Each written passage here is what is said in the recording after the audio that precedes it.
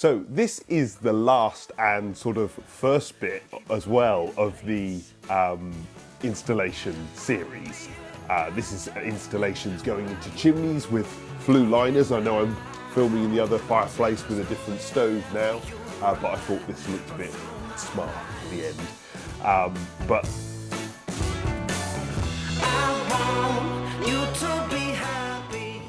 at the start, before you've done anything, you would ordinarily call your local council, tell them what you're planning, make sure that they're okay with it, and also they may have certain requirements or certain things they want you to think about or take more seriously in their particular area.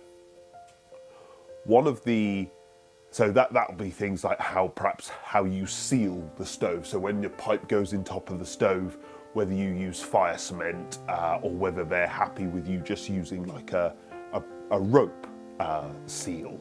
I'm not a fan of fire cement because it cracks and falls out, and in my view and in a lot of people's view, it's basically a waste of time because it lasts 5 minutes, whereas those rope seals are quite neat. But either way, once you've done it, your building inspector that's going to sign this off for you, or even if you're going to get a HETAS man to sign it off or whatever, but this is assuming you're doing the job yourself, you will have to fill in a data plate. Now, you are allowed to make these yourself.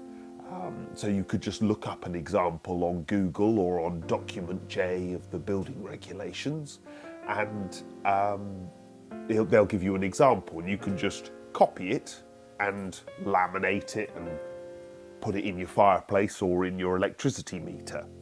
I've bought one and I've taped over the brand name because I thought that was sensible.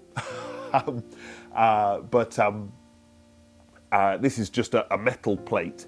And often if you buy a metal plate, it'll have like a plastic film over the top. And even if you don't buy a metal plate and you want to make your own, you can see this one in this video and you can just copy it. You don't need anything official, you can just do, as long as it gives this information, that's all they care about. So this is the property address, and I'm going to write, so I live at Buckingham Palace, London. I haven't a clue what the postcode is, so it is a different postcode to anything else I've ever seen. So either way, flue/hearth located in living room.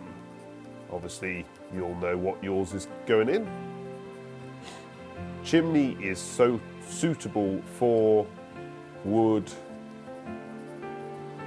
and smokeless, or just wood, or whatever you have gone for. Chimney designation. Now this one, there's some argument on this because it could simply be the flue manufacturer. So you could say this is a 316 the tortoise liner.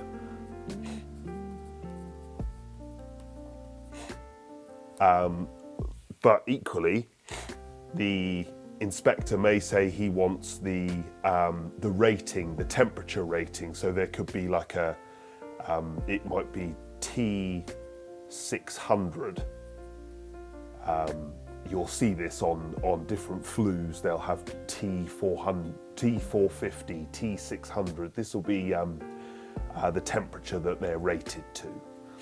The flue size might be 5-inch, 6-inch.